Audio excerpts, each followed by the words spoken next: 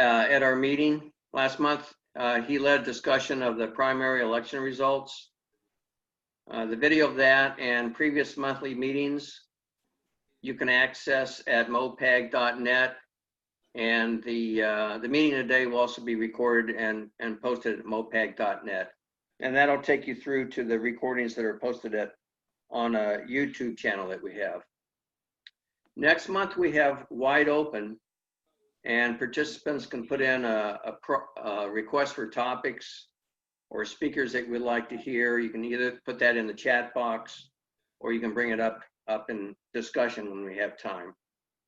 So today, Yinka Faleti will speak on his candidacy for Missouri Secretary of State, and he will be followed by Nancy Price of the League of Women Voters, who will talk about voting in this unusual November election, and will of course take our questions. Let's lead off with Marty Walsh and the Treasurer report. Marty.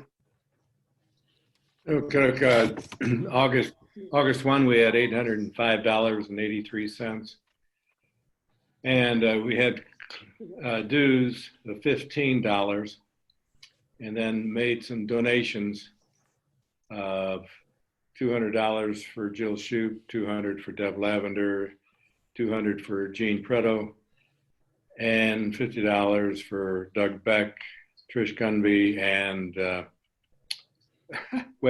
Helena Webb. Helena Webb.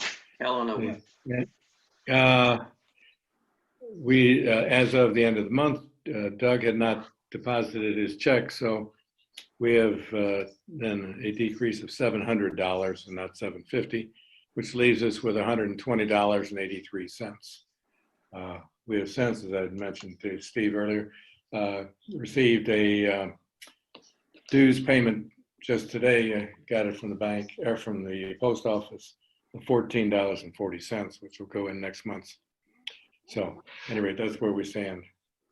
Was that a new member or an existing? They say it did not say on there. They had notified me online, and I went into ActBlue and checked a couple of things and could not find who it came from. So okay, thanks, Marty. Unless we have somebody here who knows ActBlue better than I do. All right, thank you very much.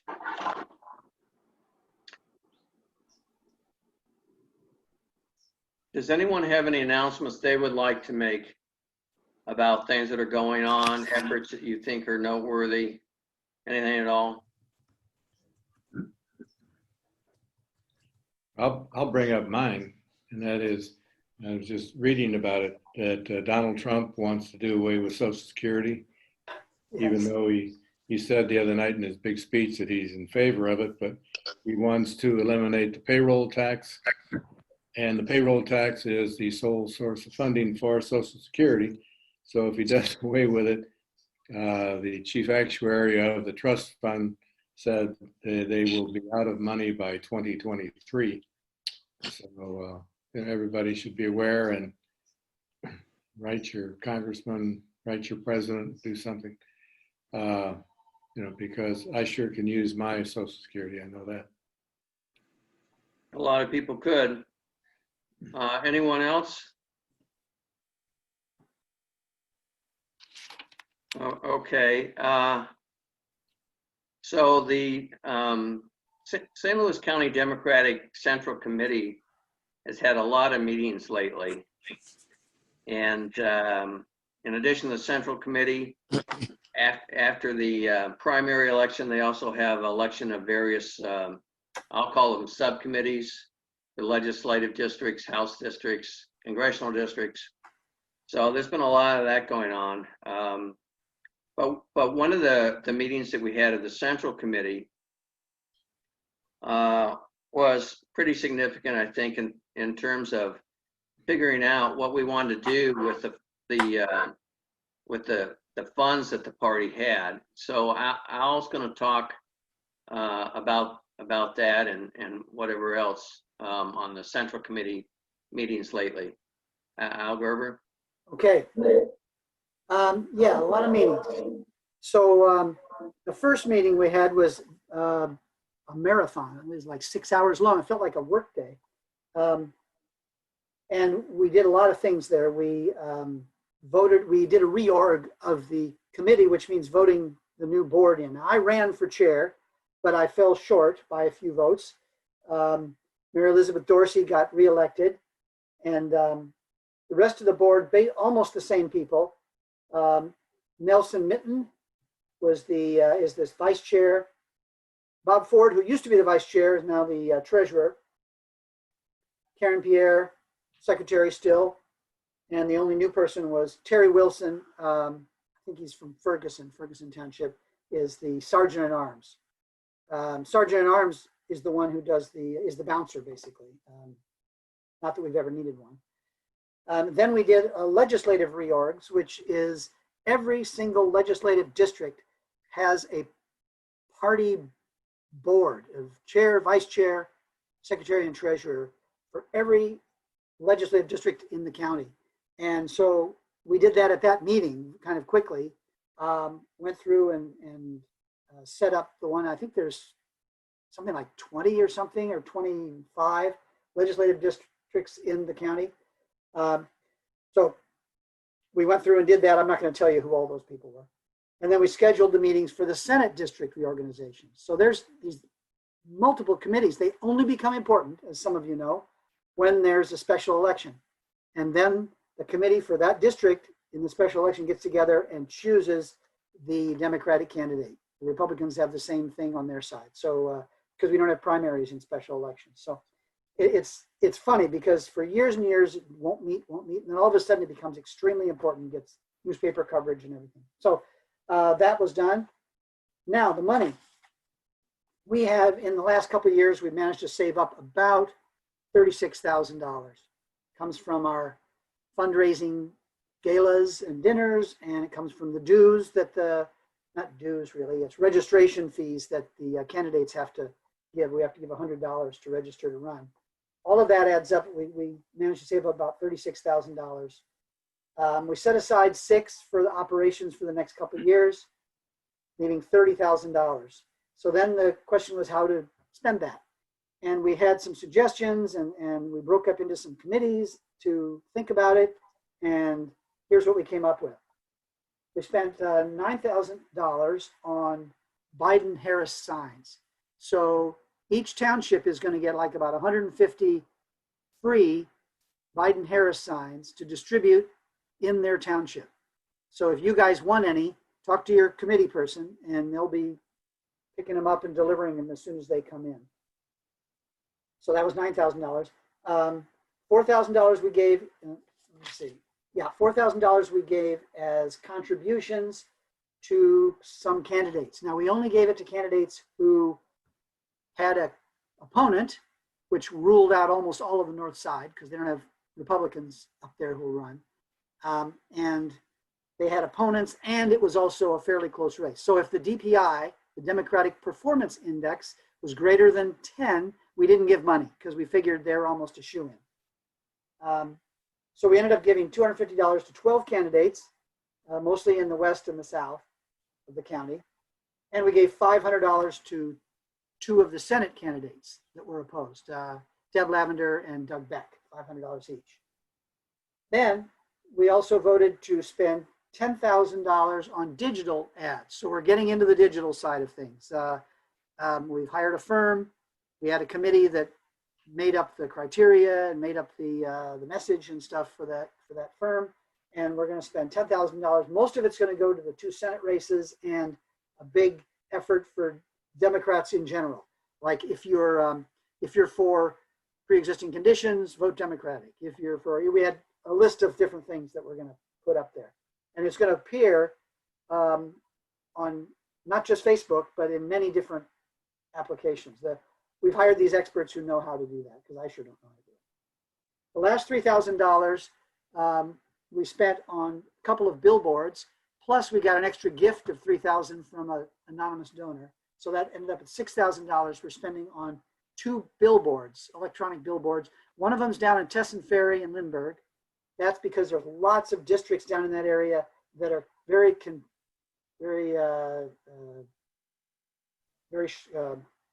almost tied. And so $6,000, and the other billboard is up near 270 and 170. I'm sorry, 270 and 70, which is a very high traffic area, especially in districts like Paula Brown and Jill Shoup and ones like that that need the attention. So that's how we spent our $30,000. It was kind of exciting to do that, and almost all the committee people got involved in it. So it was exciting to see that, because often we don't have that. Often, a lot of them kind of bail out. So that's maybe a good sign moving forward. So that's it. I don't know if there's any time for questions. If anybody has any, I'd be glad to answer. Yeah, Al, I do. What about the money that we spent for the program to register voters? Didn't I mention that? Okay, yeah, we had 4,000. Maybe that's why you're $4,000 short. That's a $4,000 we spent buying registration packets for, I think, was it 23,000? I think Democrats who aren't registered to vote. Now, how they figure that, I don't know, but they have ways to get lists of people who live at certain places who haven't registered to vote yet, but they would tend to vote Democrat if they did register to vote. So those are people we want to find.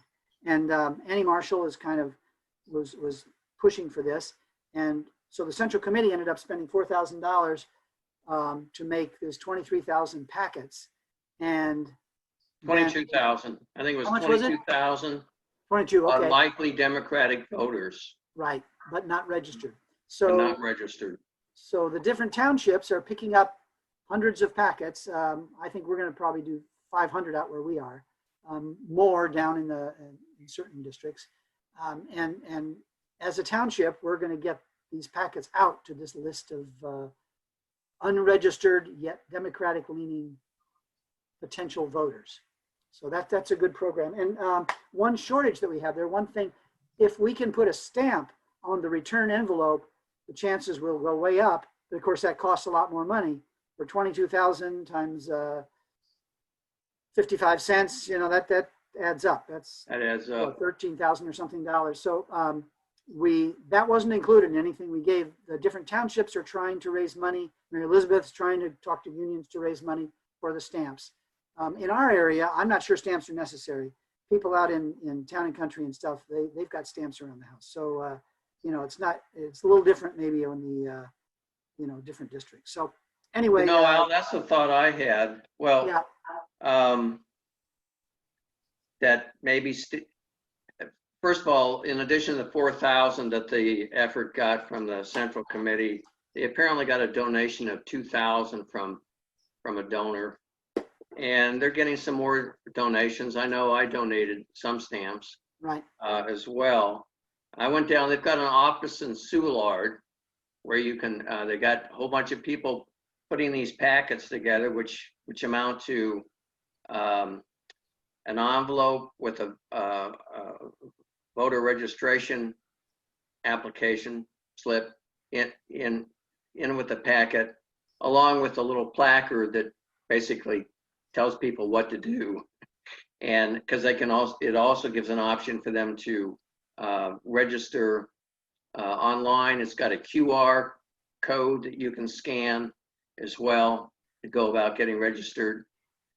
And these things all go into the plastic slip, and then you put that over the doorknob when you do the lift. I've already done probably 120 of them in the Gravois area, and but I got a lot more to go, and I've got some help from Tarragon's going to help me, and I think Ross and I are going to go out in his neighborhood and distribute these things. So I think it's worthwhile effort. I think that I'm kind of glad, to speak on my personal opinion, I think where the Central Committee started in terms of how they wanted to spend the funds and where they ended up was a much better place. So even though it was torturous to get there, and I'm not really satisfied that in the future there should be more effort, I think, in the gaming out how we spend our money, so we're not trying to figure it out near the end. and that applies to MOPAG as well, but we don't have quite as much to spend. Although relative to other counties the size of St. Louis County, I don't know that the party has raised that much money. I don't know. I haven't done a comparative look, but it probably comes out to, a dime or 20 cents per Democratic voter in the county, something like Maybe. that. Okay.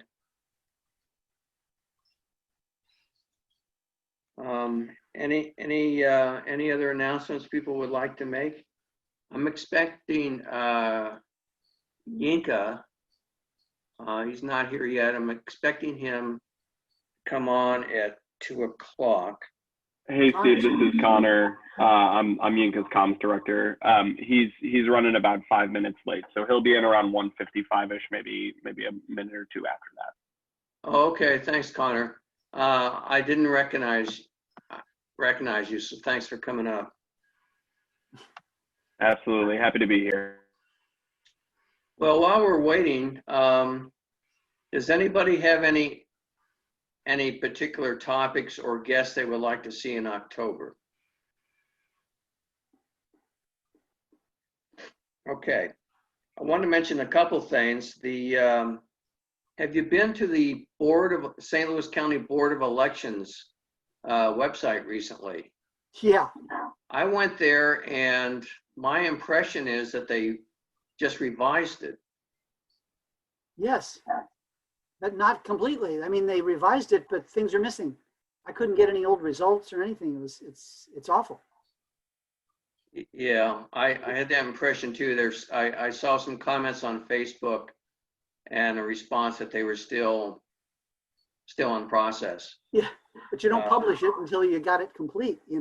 So that means that the old BOE website is no longer available. I didn't have time to check that out. I couldn't find it. Oh, really? Okay. Well, hopefully it will be up soon. I've posted the absentee voting sites on our MOPAG Facebook page.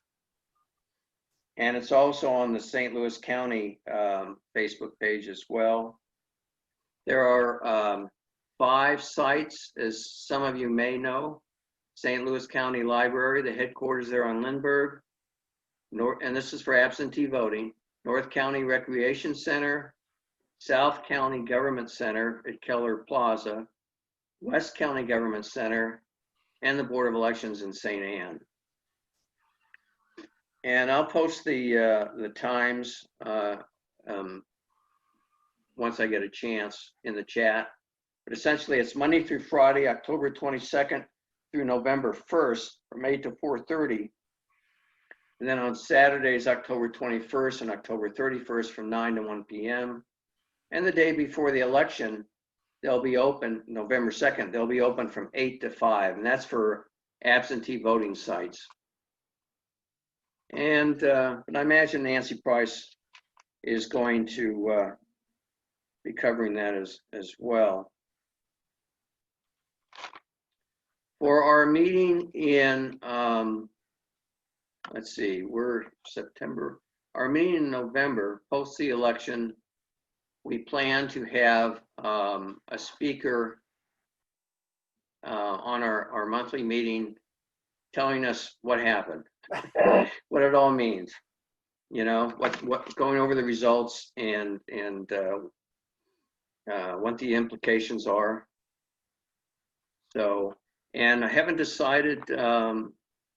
Dave Robertson has been one choice. Joe Manis is another. And I forget the name of the gentleman at UMSL. Terry? Who ran for the 2nd Congressional. But he also, okay, great. So I see that Yinka Faleti has joined us. So rather than me filling in some time here, let's go ahead and we're very pleased that Yinka Faleti is with us today to talk about his candidacy for Secretary of State. You can pose questions for him in your chat or speak directly. I ask that everyone mute themselves unless you have a need to speak, because the background noise, it can be very distracting, and Zoom picks up, the smallest noises. So Yinka, I'm going to turn it over to you at this point. All right. Well, thank you so much, Steve. And thank you all for being here. Thank you for what you do corporately as an organization to move our state forward, to move democracy forward in Missouri. My name is Yinka Faleti. I am the Democratic nominee for Missouri Secretary of State. Now, when folks see my name, which you see on the bottom left of your screen, and they see my last name, Faleti, they think I'm Italian. They think it's Faleti, and then they meet me, and they're like, oh, so it is Faleti, and it's terrific to be here with you. But many moons before I became the nominee, I immigrated to the U.S. from Lagos, Nigeria, where I was born. That's where my name comes from. And I immigrated when I was 7 years old, and became a citizen as a youth, and then earned my appointment to the U.S. Military Academy at West Point. I graduated West Point in 1998, and I'm commissioned as an officer in the Army, specifically on tanks and in tank units. And many of us will remember a guy named Saddam Hussein. I think if you remember him, just thumbs up or wave or something. Yeah, I see a lot of head nods and waves. And yeah, I see a thumbs down. Yeah, he wasn't a very nice guy. And so we deployed from Fort Hood, Texas to Kuwait in 2001. And our job was to keep Saddam Hussein at bay, to ensure that he would not even think about trying to invade Kuwait again. And we got back to Fort Hood, Texas in August of 2001. And we all know and remember what happened the very next month, September of that year. And so after 9/11, we deployed right back to Kuwait. And I find myself in the same deserts that I've been in just a few weeks prior. But it felt great to defend the country at that time. Fast forward 2004, I leave the Army as a captain. I moved to St. Louis for law school, WashU Law. And my plan was graduate WashU and go back into the Army and continue serving, this time as an Army lawyer. But they say life is what happens while you're busy planning. And so a firm named Bryan Cave had other plans for me. And so I go to Bryan Cave and I'm practicing law as a litigator there, product liability litigation, commercial litigation. And it was exciting work. I was working with some of the best attorneys anywhere. But after a few years at Bryan Cave, I really began to miss the larger than life service mission of the Army. And I wanted to get back to serving. And so I went to be a state prosecutor, circuit attorney's office, when Jennifer Joyce was the prosecutor. And I absolutely fell in love with helping victims of crime. I loved getting justice for people who had been assaulted, people who had been burglarized, abused. It was, there's no thank you like the thank you you get from the victim of a crime. And I'm doing the work, and after a few years though, I begin to realize I'm on the very back end of this whole continuum.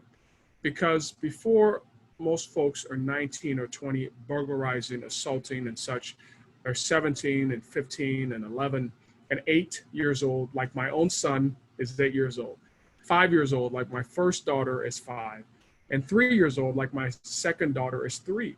And I began to wonder, what if at 8 and 5 and 3 and younger, we're investing in early childhood education, in that family unit, in that community.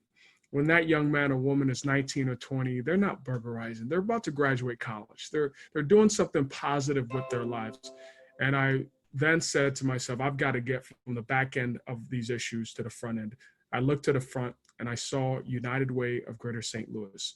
So I went there and led as senior VP, the division that raised the money for the organization. In 4 years, led the team to raise $300 million for our Greater St. Louis region. That's a ton of money. and I did not raise it by myself. I had a terrific team. I had great volunteers. And even after raising 300 million, I began to really sense that we still had so many challenges in our region. My first full calendar year at United Way was 2014. And we all remember what happened a month ago, 6 years ago, August 2014 in Ferguson, Missouri. That was my first full year at United Way. And it began something in me wondering, okay, I'm already at United Way, but what more can I do? And so fast forward 4.5 years at United Way, I then went on to lead as the executive director, a nonprofit called Forward Through Ferguson, the successor nonprofit to the Ferguson Commission after the Michael Brown Jr. shooting. And I knew that when I took the helm there, that it was not going to be the feel-good work of United Way. Nobody was going to pat me on the back for raising millions of dollars. This was going to be long-term, generational, systemic work. And I was up for it. But after a bit at Forward Through Ferguson, I began to realize that many, not all, but many of the issues we were working on, when we pulled the thread back on those issues, the thread ended at the state level. In Missouri, funding formula for education is set at the state level. Prior to August 4th, healthcare, Medicaid expansion was a state level decision. I needed to get to the state level. And that's why I'm running. And specifically for Secretary of State, because that's where the fight is for democracy in our state. I'm going to make, I think, a reasonable presumption that most of you know at least somewhat what the role of Secretary of State is, but maybe not everyone does, and maybe not to the full extent. Secretary of State has many roles and responsibilities, but two are principal and paramount. Number one, sets many of the rules, conditions, and funding for voting and elections throughout our state. Number two, sets unilaterally the language that voters vote on for ballot initiatives. And you don't have to be a lawyer to understand that how you language something, how you message it, whether it's clear, whether it's confusing with a bunch of double negatives in it, and so on, has everything to do with how people perceive it and whether the thing ultimately succeeds or fails. And so that is the power of the post of Secretary of State. When I say that quite literally, and I'm not just saying this because I'm running for the office, I'm saying this because it is factually accurate.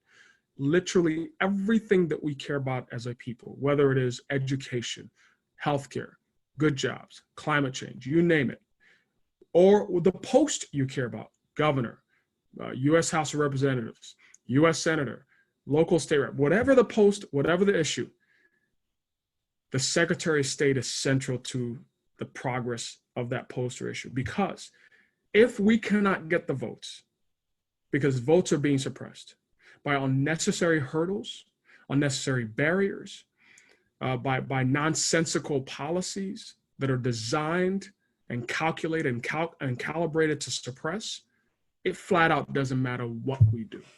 We could raise $1 billion for our candidate. It flat out wouldn't matter, because that's the key to winning. That's the key to moving forward, is the votes.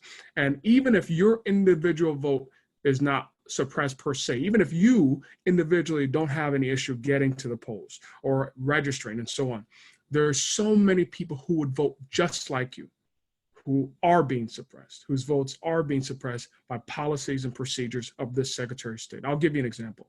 In May, our state legislature passed a limited vote by mail measure that the governor then signed into law in June. In May, the same day that our state legislature passed that limited vote by mail measure, Jay Ashcroft came out in writing saying he's opposed to vote by mail. Pause on that.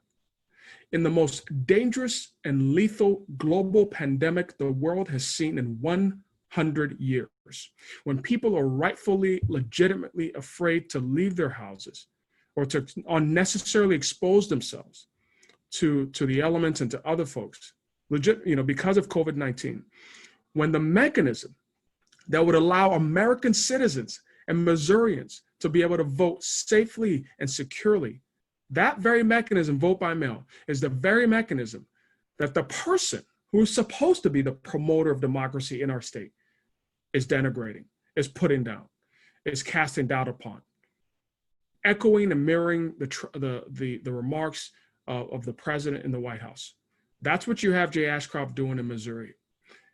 Another example, July 31st, there was a letter dated July 31st from the U.S. Postal Service to Jay Ashcroft.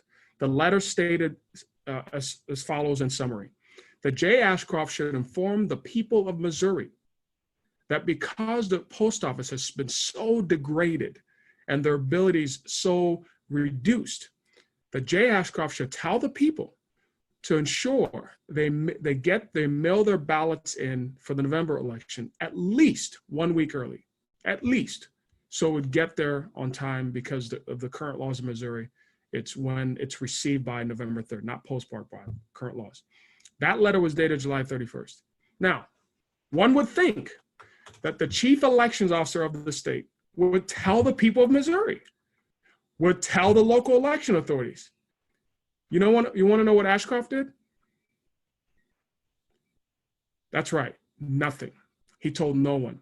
In fact, the way that letter came to light is that the Pennsylvania Secretary of State and other secretaries of state all over the country received a similar letter. That Secretary of State petitioned Pennsylvania's High Court to relax the laws to allow ballots to be counted even if they weren't received by November 3rd.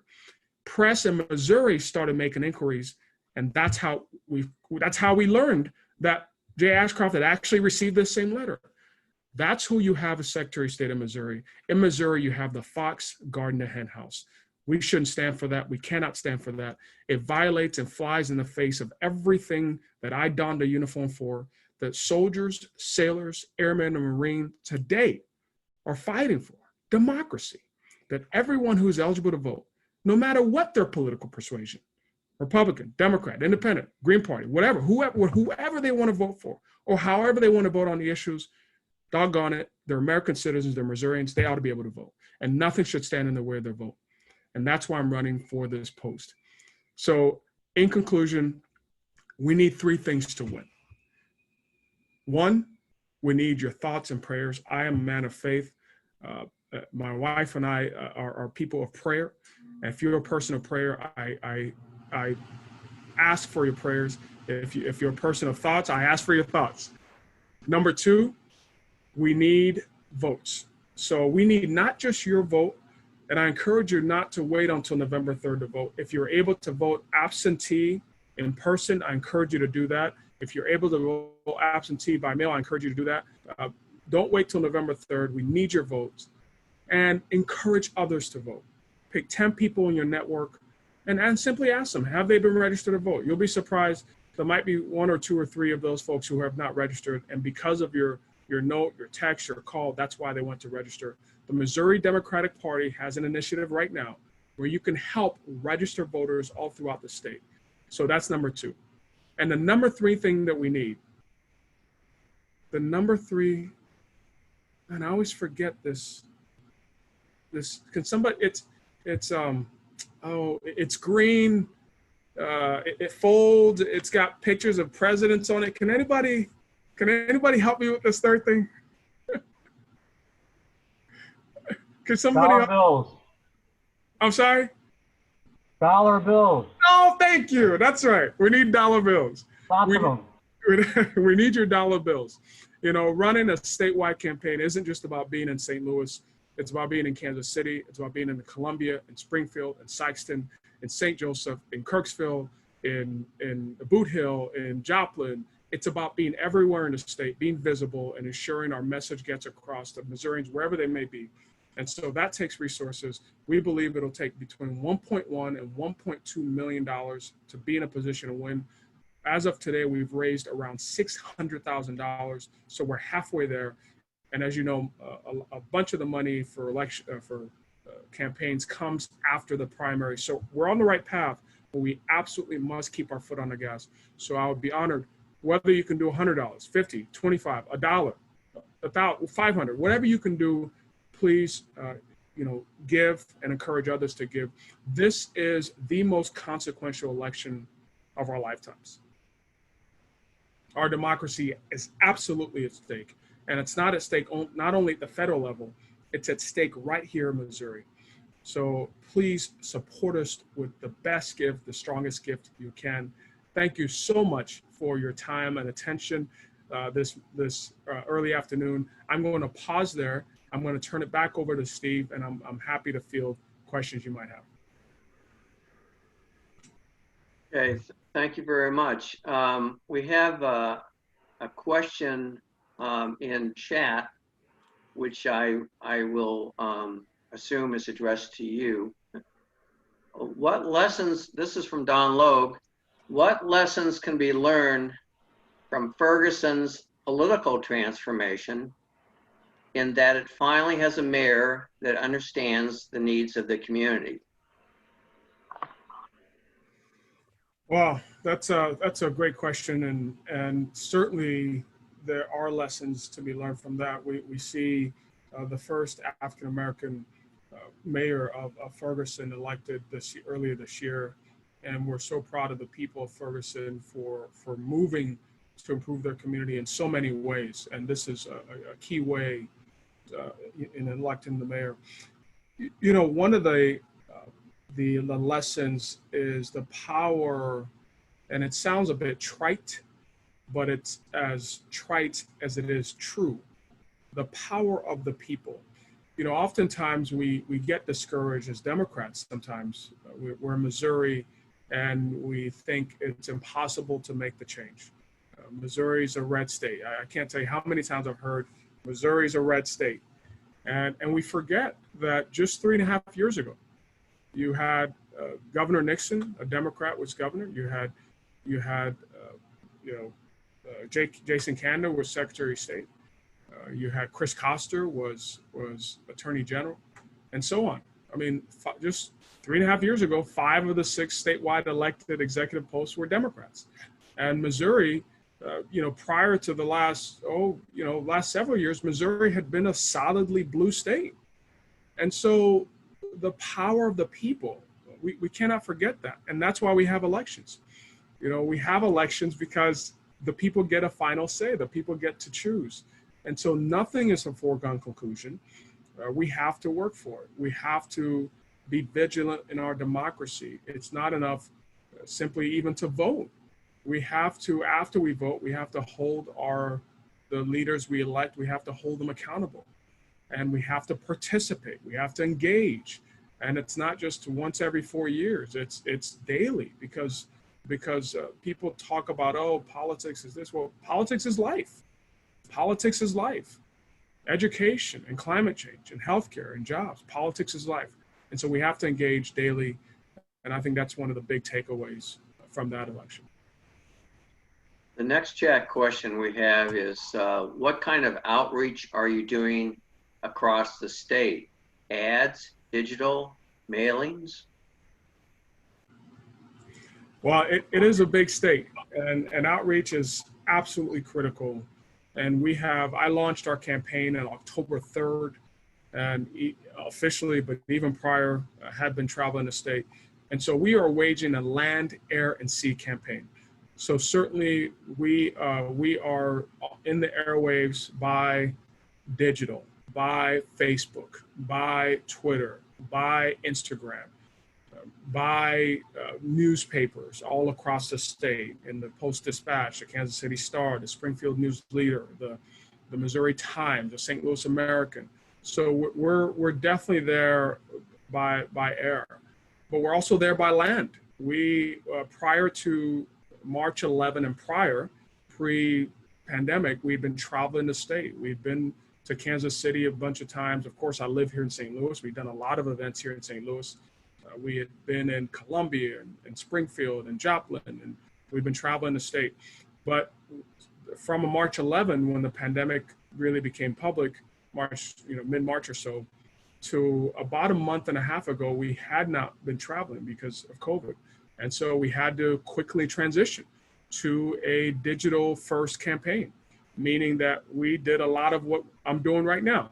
We spent a lot of time on Zoom. We spent a lot of time doing Facebook Live events. We spent a lot of time on the phones, talking to people, texting people. And about a month and a half ago or so, we started resuming travels. And so our first travel was Troy, right before the primary. We went to Troy, Missouri, and connected with the people there. We went to Sedalia a couple weeks after that. We went to Kansas City a couple of weeks ago. Last week we were in Springfield, and we're planning another trip to Kansas City next week, and so on. And of course, we do a lot of things here in the St. Louis region as well. So we are land, air, and sea, and I think that's what you have to do to be successful. We will. What the money we're raising now is to ensure that we will be on TV in a sustained way. You know, we've got to raise about another $600,000-$700,000, and I think we'll be on that. We're on the right path, but we do need to keep our foot on the gas. And as long as we keep our foot on the gas and we continue to get the support that we have been, then I think we'll be there, and we'll continue to wage this land, air, and sea campaign to reach voters in every which way that we can reach them. So Ron Zager asked, what kind of reception are you getting outstate? Well, I get, Ron, that's a great question. And I get asked that question, as you can imagine, all the time, because it's a natural and logical question. We know that if you look at Missouri visually, the coasts, east and west, would be blue, and the center would be red. And that is correct. I mean, that's just how Missouri is today. Now, that said, even in the reddest of districts, even in the reddest of counties, there are Democrats everywhere in Missouri. In Sedalia, you know, that county is maybe 65% or so, 70% registered Republicans, but there's still Democrats there. And so we go there. Same thing in Joplin, and same thing in parts of the Boot Hill in Southeast Missouri. So the reception is, obviously when we go there, we're not going there to meet with Trump supporters. That would be a complete waste of campaign resources. It wouldn't make any sense. We're not going to move Trump supporters. However, we know we can energize Democrats, and we can move independents, and we can move disaffected Republicans. And so when we go there, that's who we're meeting with. And we've been greeted very, very warmly. You know, we had in Troy, Troy was, the Lincoln County Democrats were opening their office there, and it was their opening ceremony, and they invited Nicole Galloway and myself and some others to come speak. And we had a Trump supporter who knew that it was the opening of a Democratic headquarters, and we were outside in this parking lot, and this Trump supporter in a big, large Ford F-150, or a very, very large truck like that, with Trump flags waving attached to his truck, rolled through the parking lot very, very loudly, and shouted Trump, and kind of let us know that we were in Trump country, and he was not very supportive of us as Democrats. And that's okay, but we still have to go to Troy, we still have to go to Sedalia, we still have to go to those places. So we've been received warmly by the Democrats there, by disaffected Republicans, and there are many. We have support from Republicans as well who do not like what's happening in Jefferson City, and how the Republican-controlled state legislature and executives have led for the last several years. They have been in control, and they don't like what's happening. And so we've been received warmly and enthusiastically when we've gone to those places. Nancy Koperhaber, if I have that right, makes a comment: any place there is an active League of Women Voters, you should get a good reception, because we have had a lot of conflict with the current Secretary of State.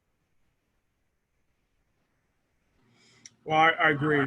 But we know that League of Women Voters is a nonpartisan organization. That what that League of Women Voters cares about is everyone who's eligible ought to be able to vote. And there shouldn't be artificial barriers or artificial unnecessary hurdles and unnecessary restrictions. And so we support the League of Women Voters and their actions against this Secretary of State. To give you some context, there was a report that came out about a month ago from the Center for American Progress Action Fund. This is a nonpartisan organization. And this organization cited 4 secretaries of state. They called out 4 secretaries of state specifically in the country who were, quote, hindering fair and accessible elections. Guess who was on that list? Yes, Jay Ashcroft. So this is a challenge that's known not just in Missouri, but across the country. People are aware of Jay Ashcroft's voter suppressive tactics. and just a abysmal lack of leadership. I mean, you had Ashcroft about a month ago, and this recording made national news. U.S. News and World Reports picked it up, and other outlets picked it up. Ashcroft said he was talking about reopening schools this fall, and I'm paraphrasing, but it's pretty darn close to the quote, that he did not know a father alive who wouldn't risk catching COVID or dying so the kid could go back to school this fall. I mean, he actually says that in an interview. I mean, this is who we have as Secretary of State. And so Missouri deserves better. We deserve better than this. And then that's why I'm running. So I'm supportive of the League of Women Voters and others who are fighting this fight alongside us in a different way, but they're fighting this fight for safe, secure, and accessible elections all throughout Missouri. Okay, do we have any other questions? Okay, at the risk of getting this wrong, I want to thank Yinka Faleti. That's it. Got it. Nice. Good job. I'm sorry. That's the way your name was told to me, and I took it for granted that was correct, and I should not have made that assumption. That's all right. Hey, Steve. Hey, look, don't feel bad. It took me till second grade to learn how to say my name. So you're doing all right. All right. Thank you, Yinka. All right. And thank you for coming on. You sound like the kind of person I want for Secretary of State. And thank you for your service to our country over in Kuwait. Absolutely. And the Middle East. Absolutely. I'm honored to have had the chance. We put some links in the chat. Please check out the links to our website and to just some ways you can get engaged, and through some of our different media, our Facebook, our Twitter, and so on, where you can learn more. You can follow along with our campaign. You can share these links with other people who couldn't be here today, folks in your networks who want to know more, who want to learn more about our campaign. And look, you can also, if you're going to support our campaign, you might as well support in style. We have a merchandise store where you can purchase face masks, t-shirts, hoodies, buttons, yard signs. I know everybody wants those yard signs. So go on our store. Connor will put the link in where you can check out our merchandise store. You can support in style. Thanks so much for having me. Okay, thank you again. All right. Our next speaker is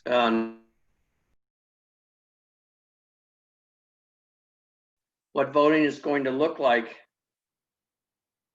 I have a note that my internet connection is unstable. So Nancy Price with League of Women Voters is our next speaker, talking about what to watch out for in this unusual election that we have coming up. And we'll also talk about some issues on the ballot. I don't know how many of you people are aware of this issue on term limits for other statewide officials, but that's one that I find particularly interesting. Nancy, I have a question for you, Nancy. Do you want people to hold questions until you finish presenting? If you do, I will just go ahead and mute everyone. Or do you want to take questions as you present?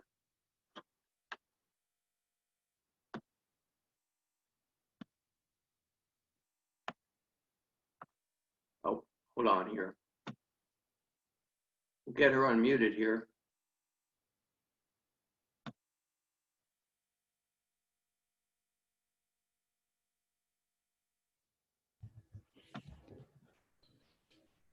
I don't see her on at all. I think she might have lost connection momentarily. Well, she is, her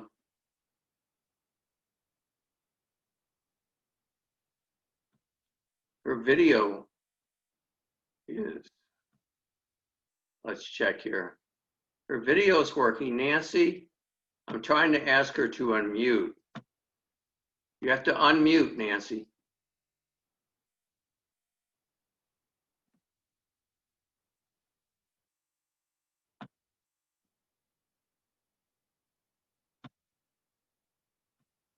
we've been pretty lucky. We really haven't had many glitches in any of our Zoom meetings. There we go. There we go. Nancy, did you hear my question to you?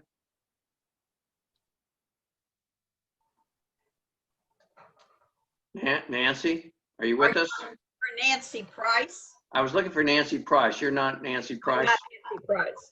Where is Nancy Price is the question.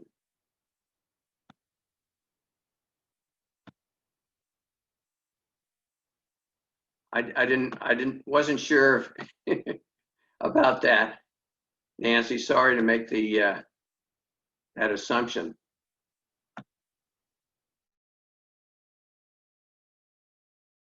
I don't know where Nancy Price is.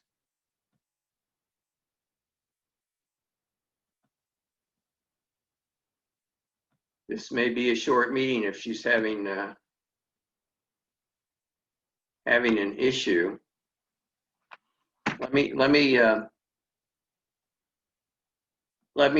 check, and I'm going to open up the floor to others. If you want to speak, just go ahead and unmute yourself. Let me check with Nancy right now.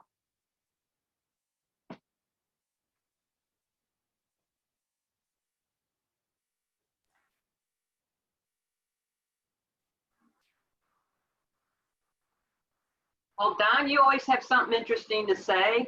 I was going to ask that too. Well, that's dangerous. Are you in Jefferson City? Your picture is. No, actually, trying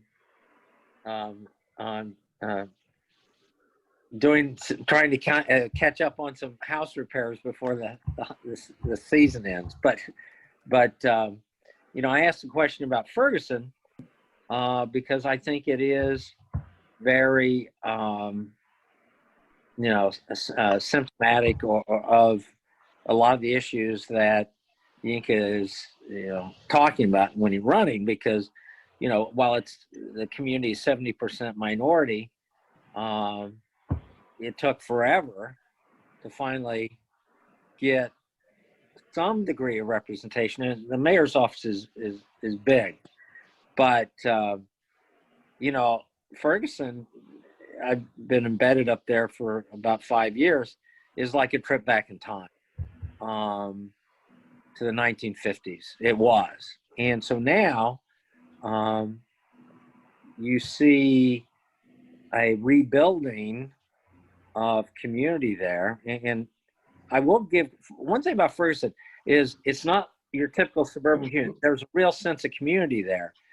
And I think that's a challenge across the country. Wait a minute, Don, if Steve is there, can hear us. Nancy has joined us. Oh, okay. Thanks, Marty. Hi, how are you? Sorry, we cut you off, Don, but thanks. Yeah, Nancy, glad you could join us.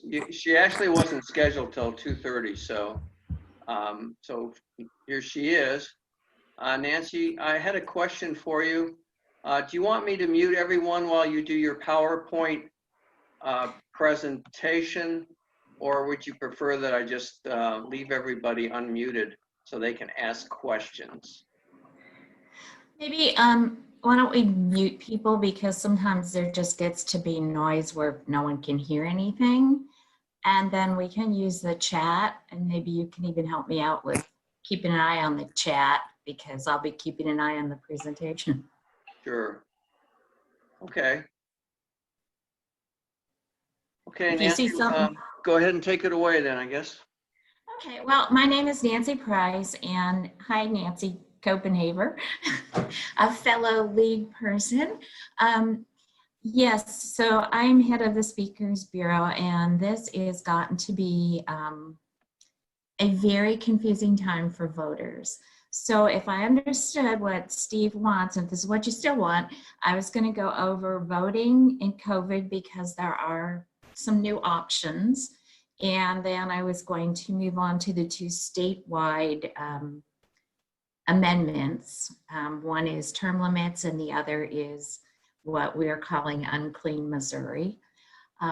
So if that's what you'd like, I'm going to go ahead and get started.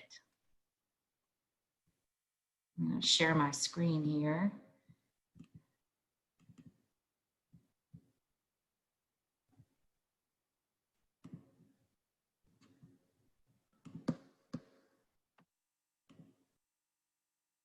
Okay, and then I'm going to shrink us down so you can see more of the screen. All right, so the big question is, what are my voting options? Basically, it's just for November because the new rules that they have developed were just put up for this calendar year. I guess they could renew them, but they're due to expire the end of the calendar year. So the most important message I want to leave you with today is to vote in the November election. And I guess you're all political junkies, so maybe that's preaching to the choir, but I still want you to know it's very important that you vote. We have some huge issues in this country, and we really need everybody's help in getting the right people to help us with them in November. And the second thing, if you're not voting in person, vote early. There's really no reason to wait to the last minute and then stress out about the mail.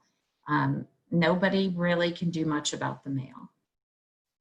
So first, you probably all have done this, but you want to check your registration, make sure that there's not some glitch somewhere that you thought you were registered.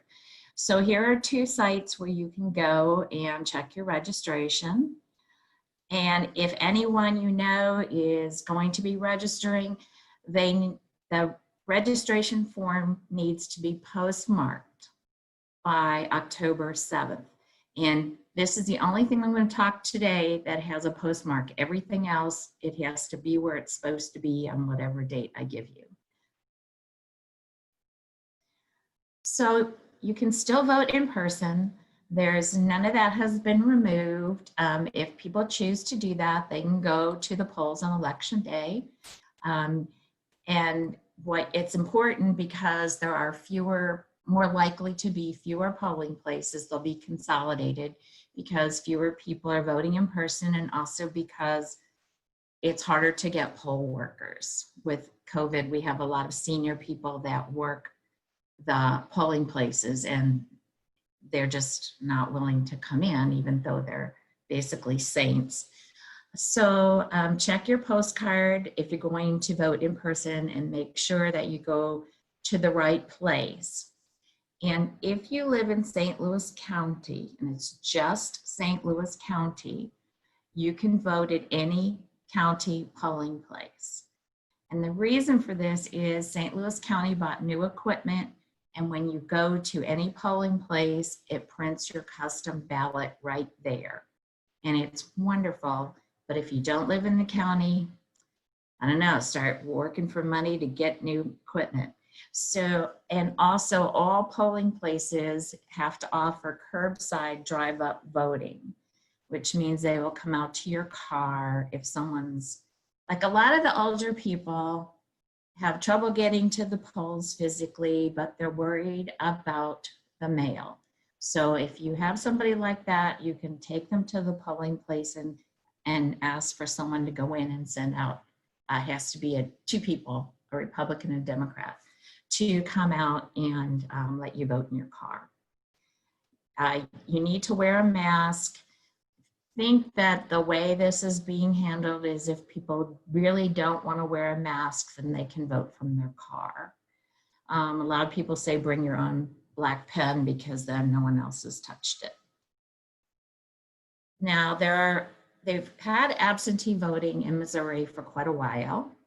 We've usually had 6 specific reasons that you can qualify to vote absentee. Because of COVID, we've added, or the state has added, 1 more reason that's COVID related, and the option for people that don't normally qualify, or even under this new 7th reason, do not still qualify for absentee voting. For this calendar year, any voter can vote by mail-in ballot. And that's something that we don't normally have. But what you want to do is you want to see if you qualify for the simplest absentee that doesn't require notary. And if you don't qualify for that, maybe you can do absentee with a notary. And if you still don't qualify for any of those options, then you can still vote mail-in, but you will need a notary, and it's a little bit more complicated. So I wouldn't just jump to the mail-in ballot reason.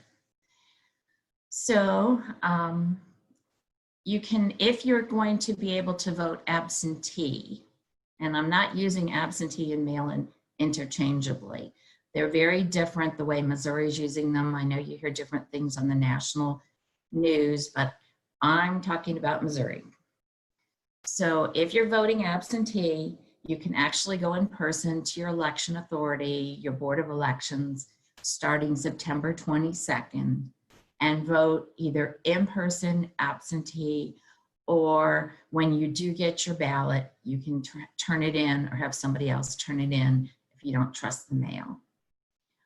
They are going to begin mailing out the ballots that people have requested on September 22nd. And that's the same day that you can start going to your Board of Elections or polling place, or not polling place, your Board of Elections or election authority, and actually vote there. They also do notary work there. So that could also be a help for some people. St. Louis and other boards of election may open satellite locations for in-person absentee voting. I'm quite sure that St. Louis County will do this. They've been doing it. They kind of make north, south, west geography spots. But last time I talked to them, they said it wasn't for sure which places, but you can go to the county website. It will tell you where the satellites are and the dates and hours that they'll be open. I think the city, St. Louis City, is talking about doing this, but I don't know, you know, it's complicated because they don't usually do it, so they're cutting new ground. You can also have your ballot notarized at one of these places, and you can turn in your absentee ballot there if it needed to be notarized. But if you have a mail-in ballot, you still have to mail it back. So you can say, can you notarize this? And they notarize it, and then you have to still stick it in a mailbox. So that's how serious must mail in is. I don't know if, I'm just gonna kind of skip this because I'm assuming everyone here knows this. So what are my vote by mail options? Okay, here's unfortunately a lot of mouse type, but in the green box, there are the 7 reasons. And the newest one is COVID related, and they're very specific as to what they are. One of them is anyone over 65. So that's anyone over 65 can vote absentee and they won't need a notary. So that's a big chunk to remember, a big chunk of people. People with heart conditions, kidney disease, liver disease, they live in a long-term care facility or a licensed, basically a nursing home. They have chronic kidney disease, lung disease, and diabetes is another one there. And they're all spelled out on the request form. Now, reason number 2, if you go down the green box, the first on the left, there are some little boxes you can sort of check, or lines you can check. The second one is that you are physically ill and you can't go, or you're taking care of somebody. No notary is required. It's never been required for that particular, what they call excuse, I call reason. The new one, the over 65s and all, that does not require a notary. And then if you can't make any of those boxes, then you will need to vote mail-in ballot unless you go to the polls. And that means you are going to have it notarized, although you don't need to have an excuse. All right, so if you are doing an absentee ballot request, you can do it by mail, email, fax, or in person. If you are doing a mail-in ballot request, you have to do it either in person or by mail. It's tighter restrictions. Okay, forget a lot of the stuff you're hearing in the national news, because truthfully, states do it very differently. So as I said, I'm going to talk about Missouri. In Missouri, no voter will automatically receive an absentee or mail-in ballot. Everybody who's going to vote, whether you're over 65 or whatever, you must apply or request a ballot. So don't let anybody sit back and think that they heard that ballots were being mailed to voters automatically. Now you have to apply for an absentee by mail or a no excuse mail-in ballot for each election separately. So if you've done it earlier, you don't have to do it again. All valid absentee or mail-in ballots are counted, even if the election is really close. There's, sometimes we hear stories about, well, if they're really far apart, they just don't even count those. That's not true. At least in Missouri, I don't think it's true anywhere else either. They actually do count them, and they'll be counting them for a while with this election.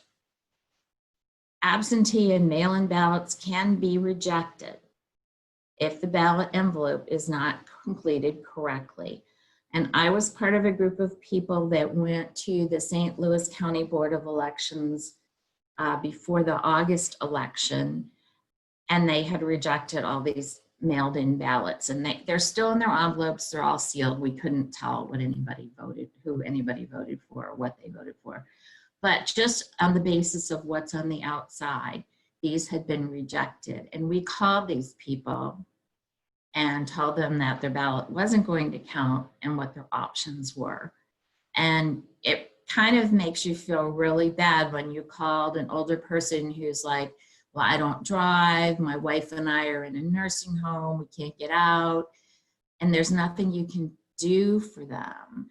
And they'd already done all this work. So please be very careful that you do everything on the envelope. Part of what's required is address verification, whether or not the address that they sent that to is your current address. So, and also if the signature is not notarized. And if your ballot does not get to the election authority by 7 p.m. on election day, it will not be counted. It's a law in Missouri. Some states give you a grace period, or they talk about a postmark, but in Missouri, it's very simple. Excuse me. After 7 p.m. on election day, it's not going to be counted. So that's an issue to think about with the mail situation. I mean, regardless of politics, there's going to be more in the mail. So make sure that you've completely filled this out and that you mail early. The deadline for requesting either kind of ballot, absentee or mail-in, is October 21st.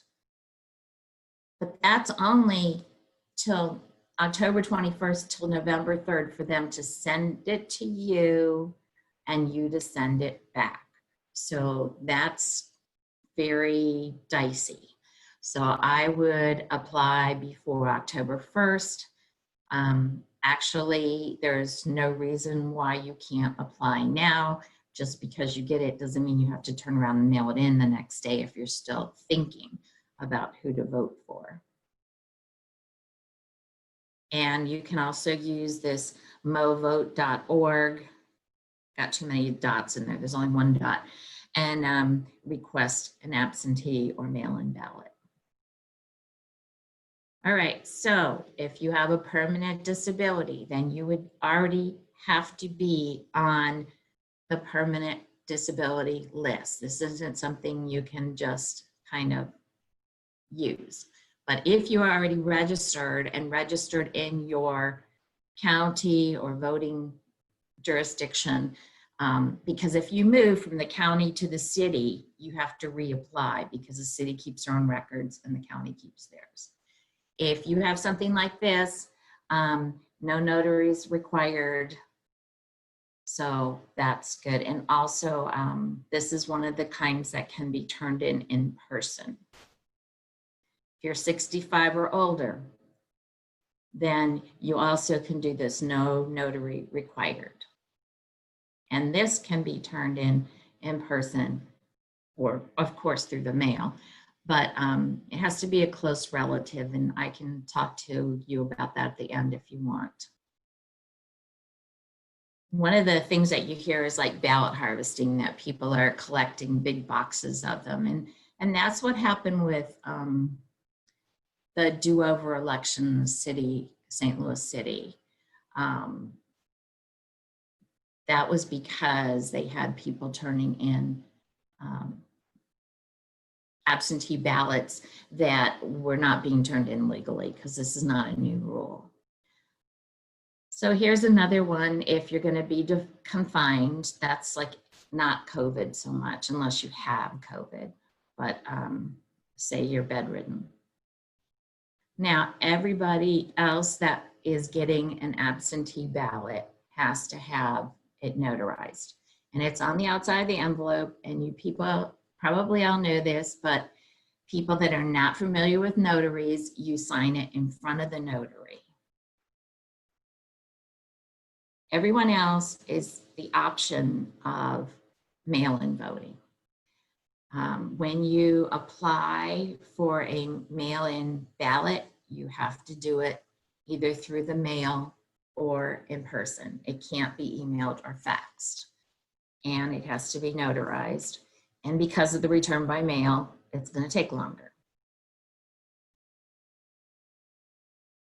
So as I said, by 7 p.m. on election day for it to count. Finding a notary, if that's an issue for anyone, there are lots of options. Call the league office here in St. Louis, in the county. We're not there all the time, but sort of 9 to 3, there likely will be a notary there, but I would call.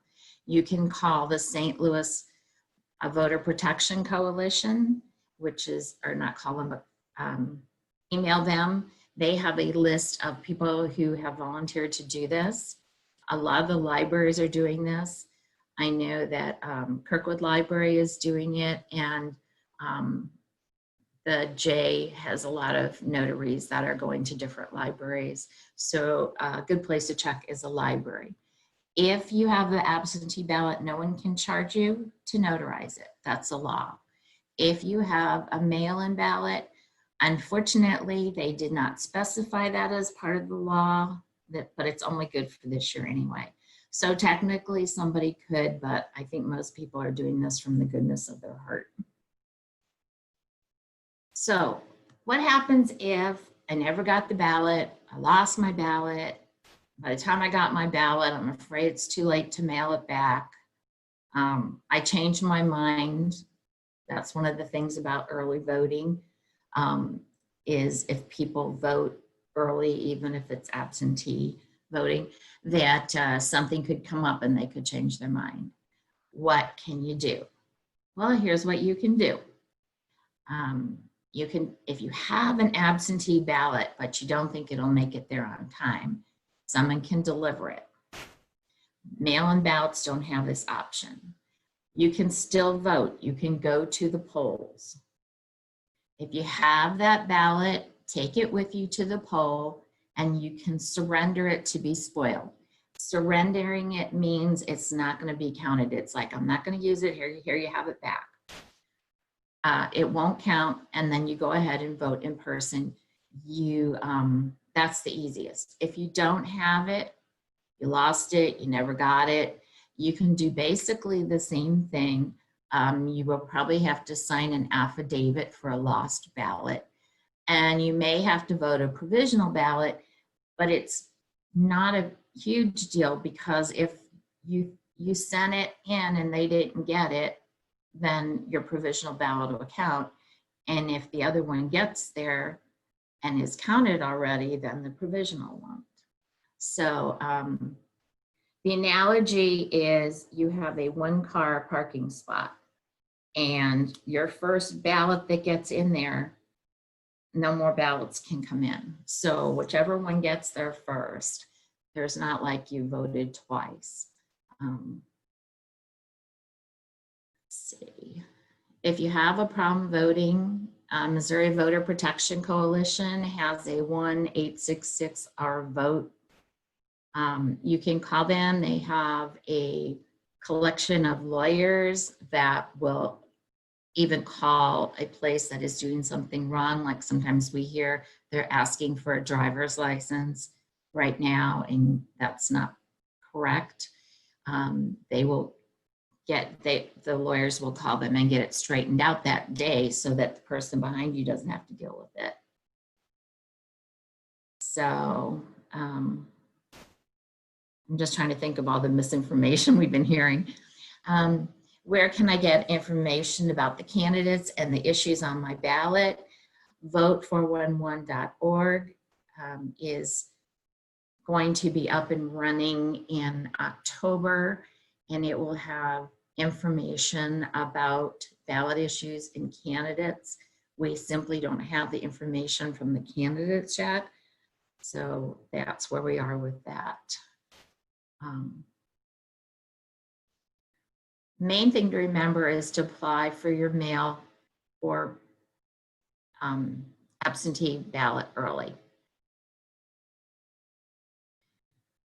And then here is, because we're a little geeky in this group, I'm assuming, here are the kinds of people. This is a list of who can return a ballot for you if you're an absentee voter. Because some people, you know, they're at home, they can get out of their house, they're in bed, they can't walk. So there's where you are. I think I'm going to stop here and see where we are with the questions.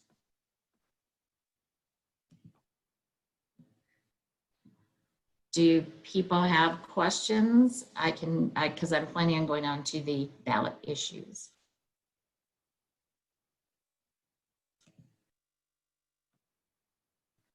Okay. No, I have some questions. Sure, go ahead. I was looking for a chat to see if there were some chat questions. I'll ask since I don't see those right now. Oh, here's one. I think Don Logue is asking about, what about the affidavit? Is that right, Don? If you have been issued a absentee or mail-in ballot, you've requested it, it's been sent out. They will know at the polling place that you've requested one and it's been sent. So what you would have to do is to say they sign an affidavit and then you can go ahead and vote. So here's the question. Okay. When and I think, well, we had examples last meeting of even one of our people had their ballot not counted because of an issue with filling out not only ballot, but maybe the affidavit, okay? And so the affidavit, if I remember correctly, and I wish I'd taken a picture of it, you have to certify, and then there are some boxes to check, okay? And I remember thinking, going through it, and I filled out everything, but then there's this little box about a mail-in ballot, okay? And I'm thinking, well, why do I need to check this or not, okay? Now, I wish I had it here to cite, but my concern is that we may have a lot of ballots thrown out for some minor complication in terms of elderly people not checking that box or checking the box when they shouldn't have checked the box because they're an over 65 or they have an impairment. Am I making any sense? Yes, you are. I looked at a lot of them from the August election that were rejected. As I understand what was told to me, and unfortunately, one of the things that happens is every time you change the rules, it's like telephone. This person tells that person, tells that person. So I always just ask the Board of Elections, and they'll tell me, well, this is what we do, but the other Board of Elections might do something different, which is just kind of mind blowing.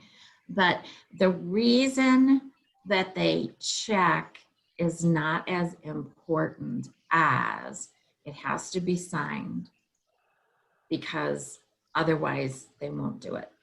And they look at that signature to the signature on file. I don't know if they look at every one, but that's the procedure. And to see if, you know, it looks like your signature. If you did not check, what a lot of people got dinged on was it said, you may check this if your address was the same. Well, may was not the correct word, my opinion, because you had to check it. And that's because there's a law somewhere or a statute or something that says you have to verify your address. But the way it was written was may. So we have talked to them, having looked at what came in last time and made suggestions. I do not know what this one's going to look like. I'm thinking it's going to be easier to understand, but it hasn't gone to the printer yet. And if you don't notarize, or last time in St. Louis County, some people were notarized, and then when they sealed the envelope, the flap covered up the notary because the way they designed it. And so they were steaming open envelopes so they could see the notary, because they're really trying to count all the votes. It's not as good a system as it could be. That's for sure. Can you vote twice? No. First of all, 2 votes won't count because the first one blocks out your name for the rest of them. Also, it's illegal to intentionally vote twice in every state. And Missouri has a felony, and I think it's 5 or 10 years, and it's like $2,500 to $10,000. I don't know how high a risk that is, but I guess if they thought you did it intentionally. And the other thing in Missouri is there's only one way you can permanently lose your right to vote. Because even if you're a felon and you lose it, you can get it back. Even if you're death row, you can get a pardon, you can get it back. But if you commit election fraud, you break the law around voting, you lose it permanently. So I don't know anybody that's going to go 2 or 3 places and try and vote, because you'd lose your vote permanently. But it's unfortunate that there's so much misinformation, and maybe some of these things apply in other states, but they don't apply in Missouri. Lloyd Findings makes the comment about in Franklin County, lots of people in Franklin County in August were not counted because they didn't sign the envelope. Yes, and that has to be signed, absolutely. What happens if in a request for a ballot, what does the Board of Elections do if they get a request for a ballot and someone has signed both mail-in and absentee ballot, both? I think they just, I know some of the ones that they said weren't notarized when they should be. We were able to look at the voter registration and determine that these people are over 65. So therefore they don't need a notary. So they got out of the rejected back in the good pile. It's unfortunate. I mean, it was very rewarding work, but it's unfortunate that we have a system that's so complicated. I think we've tried to put them all in the least, like if they were 65, then we said they didn't need a notary, even if they checked mail in, because they don't. You mentioned that I think in August, for the August election, you said something about that a lot of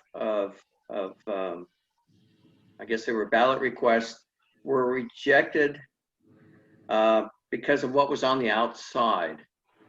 They were actually the ballots that were rejected. Okay. And that's what we went, a group of us, because we volunteered to do it, to call these people whose ballots were rejected and tell them. Now, you can call and find out if your ballot was received. And you can call and find, and if they tell you it was received, what we were told in the county was if they tell you it's received, then it's not rejected. It's not like received and rejected. Received means it's going to be done. Okay. Yes. And And I'm just trying to get a sense for, do you have a sense for where most of the rejections occur? What people screw up on the most? well, we did not see the ballots. We only saw envelopes. They were still sealed, which is good because I shouldn't be looking at your ballot. And it was, a lot of it was they did not check the little box that said, you know, you may, to verify your address. And apparently that is a statute that they have to verify your address when you vote. That's on the outside of the envelope? Yes. Okay. Yes, there was a little teeny box and we were like pretty steamed up because. I can see how people might miss that. Well, and it said May, and then you get these older people who had no way to get there. Okay. You went over this, but I want to put it slightly different terms. Sure. So I've asked for an absentee ballot. I sent it in a week or two ago. Mm-hmm. I think you said that they're not going to start mailing out ballots until September 22nd. Is that right? Right. So at what point should I get concerned, and what do I do if I don't get a ballot back? I would probably wait a week or so and then call them. After September 22nd? Yeah, wait a week after. The reason they're not, well, they normally mail them out. They have to have the ballot finalized by that day because that's the day you can go in and vote absentee in person. And yesterday, which is long, like the ballot was supposed to be finalized a couple weeks ago, but if it gets taken to court, then it can be extended. And September 8th is the drop dead date for printing. So that's why they can't do it sooner. And they just finalized Amendment 3 yesterday. I can see how time constraints, if you have a lot of people with a lot of problems, that could be a real burden on the Board of Elections, could it not? It can be. And in fact, a couple years, I'm going to call him Ron here in a minute. Well, a couple years ago, I don't remember what election it was, but the early ballots that were either mailed out or people voted in person, there was a option on there that they decided wasn't going to be in the final vote. So they just didn't count it for anybody that voted early, which these, I mean, there's a whole lot, you know, it's a critical path for those of you who are geeky. It's a critical path. And if this doesn't happen, then that can't happen. You can't send it to the printer until you get the judge to approve it. And you can't mail it out until it's been to the printer, and kind of wild. So I'm going to see what Ron's thinking here. My question has to do with voting twice.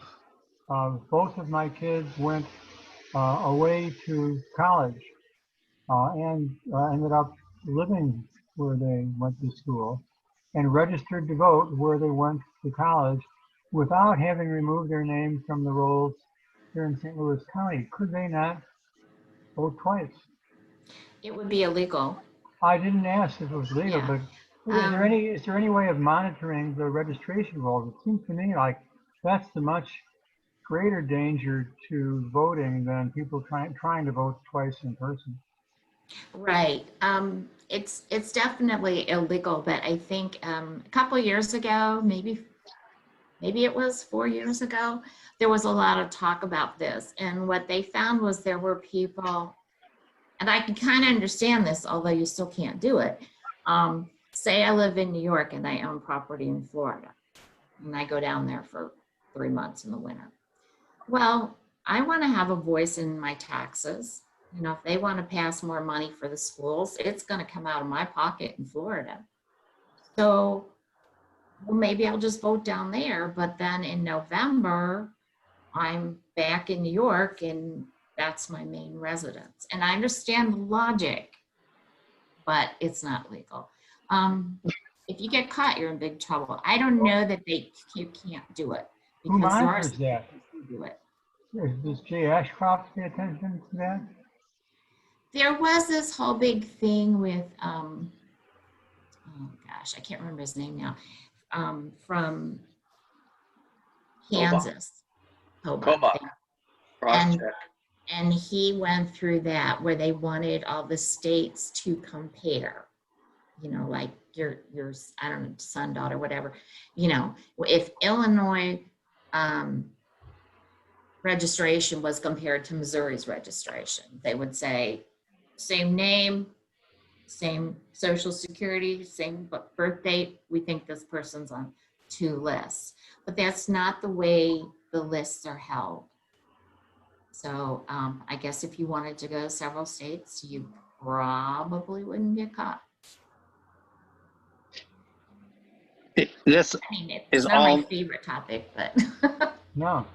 you know, yeah, I used to be in accounting, and so the integrity of the process and systems, and you know, this is, I think, given the election coming up here, we know that ballots are going to be contested by the Republican Party whenever possible, and we know from what I've been hearing that Democrats are going to be voting more by mail than Republicans.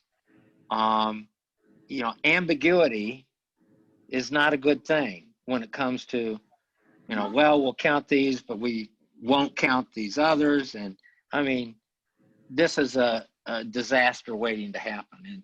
You know, and I think we need to have more focus, continued focus on this, the whole process, and including the affidavit, to make sure that voters, you know, are really as well schooled on this as possible.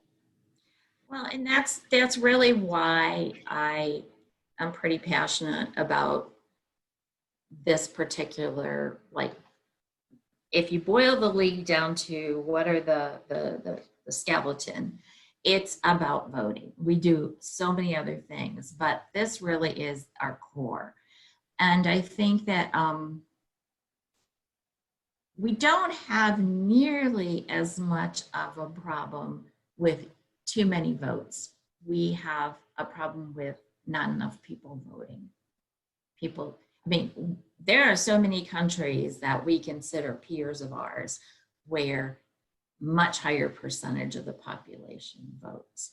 And we can always, my background is science, so I'm really frustrated when people take anecdotal evidence, like my neighbor told me, and try and use that as if it's statistical, which is significant. You know, okay, so your neighbor did something, you know, your neighbor, something weird happened to them. Does that mean it's going to happen to anybody else? Probably not, maybe. But people remember that because it's a personal thing that they were told. The Brennan Center has looked at literally millions of votes across the country for, I don't have the numbers in front of me, and I guess I should put them in here. They found that 0.000001% had anything to do with fraud.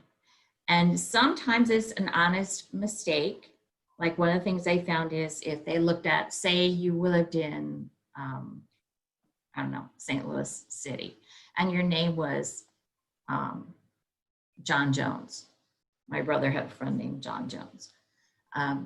There might be 10, 12 registered in St. Louis, maybe more. And when they looked, when you came in, they had you sign, and you signed on a different line. You signed as the third one, and you're really the second one. So when the third one comes in, somebody's already voted his vote. Well, yes, the one that comes in second needs to be able to vote. And there are ways of handling that, but that's not fraud. That's really kind of human error. When your mailman gives you your neighbor's mail, is he trying to do some big thing? I'm not saying that we shouldn't have good quality control, but we're still working with people. So I think what the bigger risk really is that not enough people vote. If you could get more people to vote, you could win any of these elections. If you go, well, this person won by this many votes, there's probably 6 times that who didn't even show up at the polls. So if you could get people to come to the polls, it makes less and less. I mean, so if somebody did vote twice, I'm not saying that's right, but if you've got 100% turnout, that's not even going to be a drop in the bucket. And what we do is when we talk about all the possible things that people can cheat on, is we put more rules in place that make it harder for people to vote, which brings the turnout down. And to me, you know, when I look at those 2 options, I'm more worried about suppressing the vote. And that's an opinion, but it's very much my opinion. I don't know if that answers your question, but I think you're right that we should figure out how to make it so that you don't have to jump through 50 hoops to vote. And that it would be simple and straightforward and people could do it carefully. And I wouldn't need to go out and tell everybody how to vote because they'd understand it. And so you have some, we have some ballot issues you wanted to cover as well? Yeah. Okay, let me pull those up.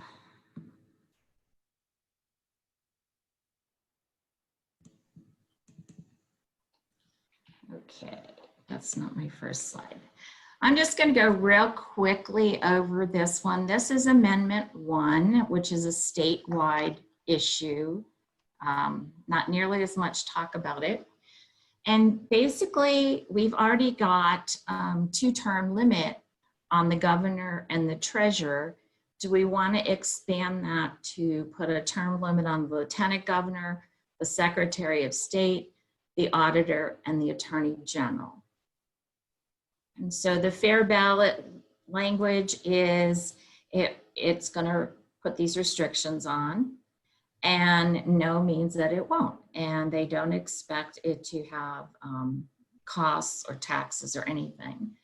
And the league does not have a position on term limits. And I think a lot of this goes back to your opinion about term limits. The alternative to term limits is you can always vote the person out. So the big question is, do you feel that people are overstaying their welcome? That's really what it comes down to. But for term limits, some of the arguments that have been used are people that want to do political life. Term limits makes it necessary for them to keep seeking a higher office, and so it prevents them getting stuck in one spot and just hanging out there. Term limits encourage younger, minority, and other applicants to run for office as the hurdle to defeat a well-entrenched and senior incumbent is lowered. And the other side of that is, do we see that's what's really happening? Yes, if there's more turnover, there's more likely somebody else can get in. But if we always vote for the same kind of person, then, and there's really not, it might be changing though, but there's really not been much evidence that you get greater diversity in positions. Lobbyist power will be weakened because they cannot form long-term relationships with legislators. I've actually heard the exact opposite for like Missouri House people. They're there for, their term is 2 years. Well, I mean, they can renew it, but they come in and they don't know anything. And the lobbyists are the ones that want to educate them and help them. So that seems a little upside down to me. Term limited legislators move quickly and they will try to form coalitions with other new members to get the legislation passed. And there's greater voter turnout may occur in state elections if people feel there's a real race instead of just the same person. But there's really no evidence of that. It also reduces, the cons are it reduces the list of qualified and available candidates.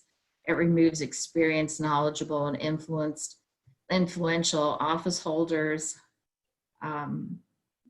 And none of the statistics kind of bear out this, that women and minorities are getting in.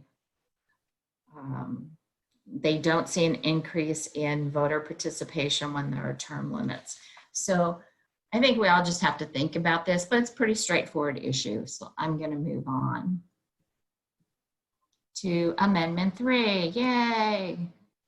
You remember 2 years ago, we passed what we called Clean Missouri, and it was passed by 62% of the vote. It was passed in every Senate district in the entire state of Missouri.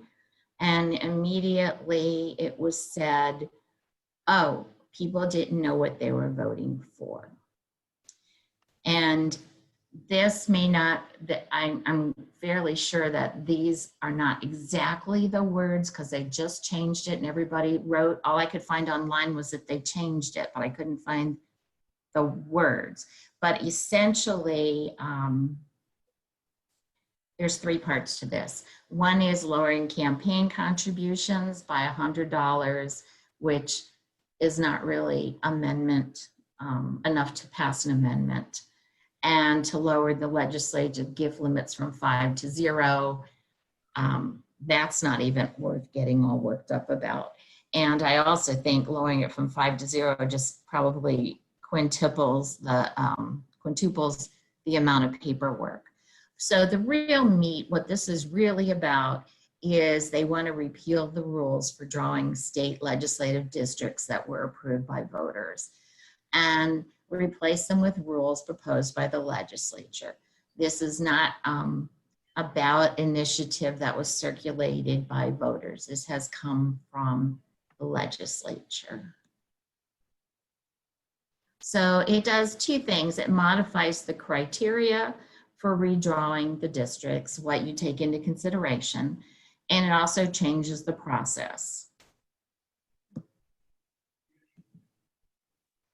It gives redistricting responsibility to what they're calling a bipartisan commission, and it increases its membership to 20. And these are people that are from both parties, but they are appointed by the governor. So a yes vote will amend the Constitution. It will, I guess this is the last, I don't know. They all pretty much say the same thing. It was just a question of how honest you wanted to be about changing Clean Missouri. So this is what it would do. And a no vote won't amend it. And if passed, this measure will have no impact on taxes. The state governmental entities expect no cost or savings. However, individual local government entities expect significant decreased revenues of a total unknown amount. So if this is voted down, Clean Missouri, which is current law, will remain. Here are some of the big differences between the current law, which is Clean Missouri, and the proposed law. Who draws the maps? What population metric is used to do that? Protections for communities of color, partisan fairness, and challenges to maps. And just to remind you, it was very Clean Missouri was overwhelmingly passed. And people want to say that legislators immediately said, oh, they didn't know what they were talking about. So who's going to draw the maps? A nonpartisan state demographer right now has primary responsibility for map drawing. This is under the current plan with Clean. The nonpartisan demographer's proposed maps can be modified by the state's 2 House and Senate, each have 1, redistricting commissions if 70% of the commission votes in favor of a change. So it's a fairly high bar. So that was part of the intent, was to kind of keep it on the nonpartisan demographer. And each commission's membership is evenly split between the 2 parties. So that if you get a 70% vote to change the maps, it's going to have pretty much bipartisan support. So under Amendment 3, they're going to go back to the system from before Clean Missouri's reforms. Big thing is they're going to eliminate the nonpartisan demographer, and map drawing goes back to the partisan redistricting commissions, members nominated by party officials and appointed by the governor. If a commission deadlocks, which does happen in Missouri, a panel of 6 appellate judges draw the maps. And because a lot of people are saying, well, we don't want to have a non-elected demographer draw the maps. Well, if you go to appellate judges, essentially they're non-elected. So, you know, it's a little bit of a straw man. Okay, under Clean Missouri, the priorities are drawn, well, actually this is not even under Clean Missouri, this is just the way it has to be. Districts have to be drawn to equalize total population. Since 1875, the Missouri Constitution required districts to have an equal number of people. All people have always included children and non-citizens in the count for representation, because that's what the census counts. And the census by law has to count people, whether they're citizens or not. The current law expresses this obligation by a requirement to draw maps on the basis of total population. No other state in the country is, well, this is the wrong statement to make here.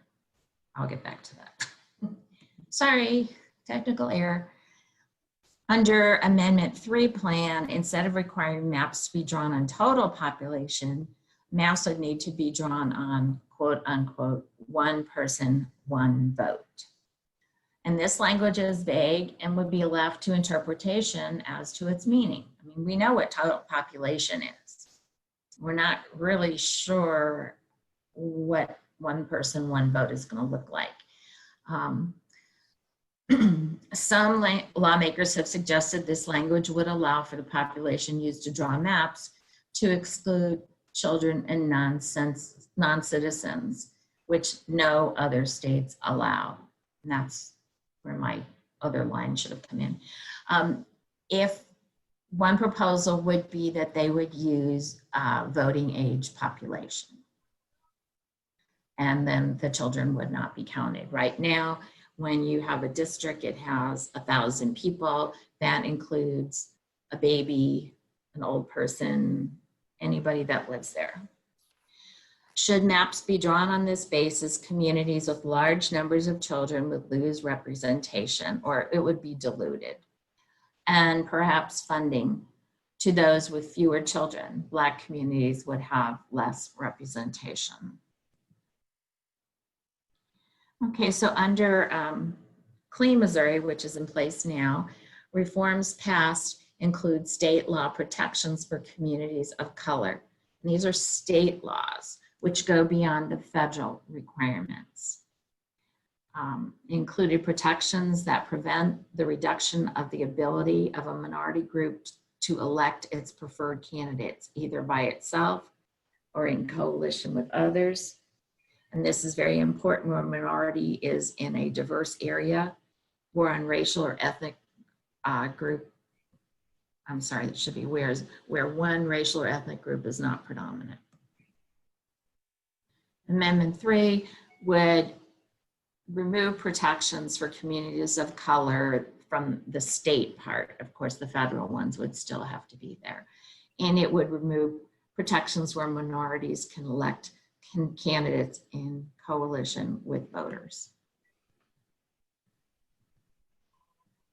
In terms of partisan fairness, under clean, nonpartisan state demographer is required to first maximize partisan fairness, then competitiveness after complying with the protections for communities of color, which are both federal and state. Missouri law measures partisan fairness by the statistical metric efficiency gap, and maps are required to be drawn to minimize the efficiency gap. And I can come back to that if you want. Under the new, okay, here's partisan fairness. It means that parties shall be able to translate their popular support into legislative representative with approximately equal efficiency. And competitiveness means that parties' representation shall be substantially and similarly responsive to shifts in the electorate's preferences. So areas that are getting more red or more blue, they should be able to have representation that meets their new demographics. Amendment 3 substantially reprioritizes the map drawing rules. Partisan fairness would become the lowest ranked consideration. Prioritization would be given to other criteria, such as compactness and reducing county divisions. So counties would be kept together as much as possible. Compactness would be prioritized over partisan fairness. And the efficiency gap measurement would no longer be minimized, but it could go as high as 15%. That's higher than maps found to be unconstitutional in North Carolina and several other states. As far as what you can do to challenge the maps, what if the public or some group doesn't like them? It really reduces who can challenge the maps. It restricts the basis on which maps can be challenged, and it requires all challenges to be brought in the Circuit Court of Cole County, which is a fairly conservative county, and it minimizes possible remedies that are allowed. So it's pretty much going to tell you how they're going to be. And here's some ways, I mean, partisan gerrymandering, different ways to try and understand what's going on with it. But there are statewide elections, like for governor and senator, and of course the president, where all the votes from all the Missouri voters are counted in one big lump. And what you see in the yellow is that it looks like it's, 51-46, kind of not that far from 50-50. But in the districted elections, which are the US House, Missouri House, and Missouri Senate, it's like 70-25, 75-25. So it looks like the districts are kind of distorting the data. So the position that League of Women Voters strongly supports is to vote no on 3. The people have passed legislation, which was written by people and it was passed by people.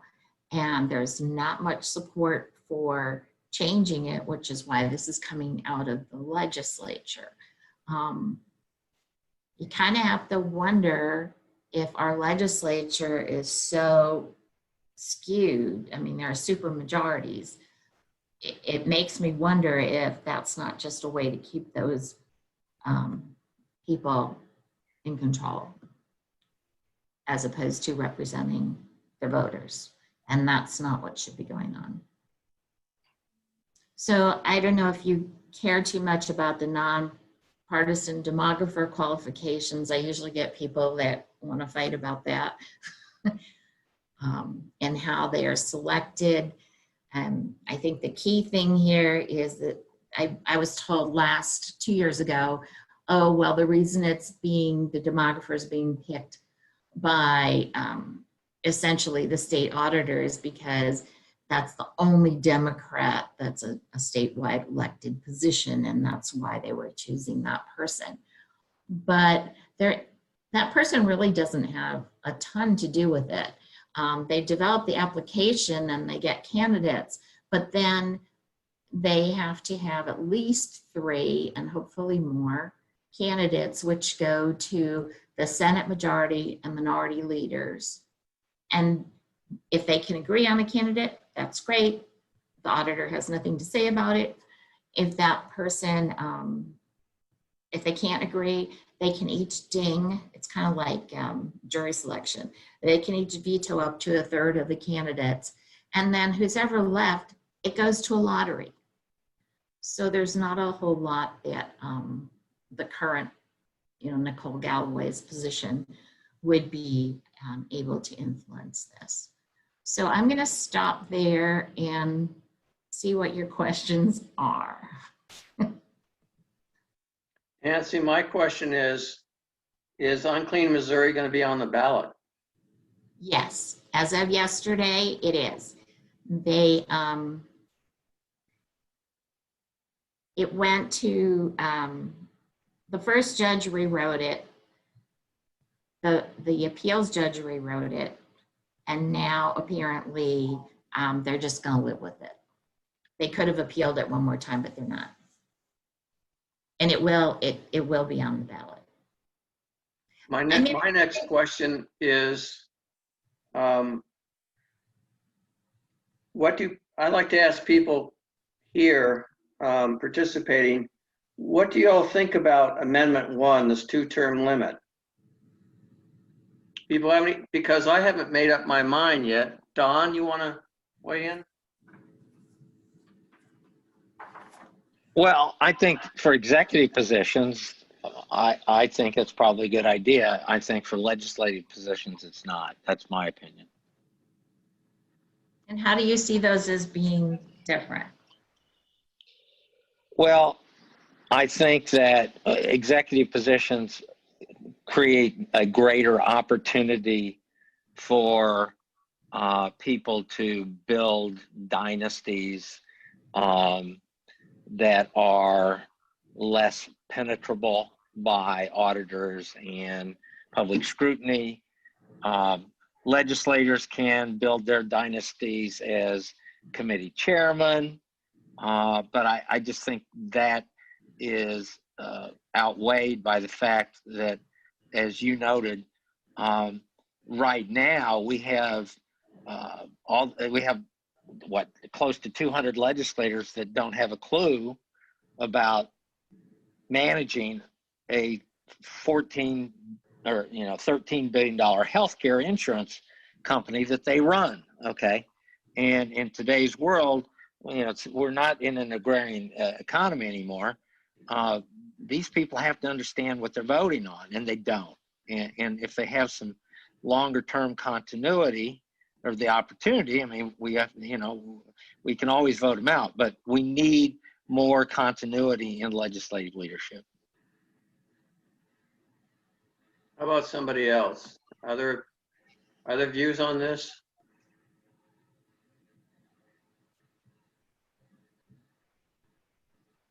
I'm not seeing any raised hands. I haven't made my mind up about it. I have a concern about the term limit as, I see it as an opportunity for lobbyists to have more influence. It seems to me it might introduce some instability.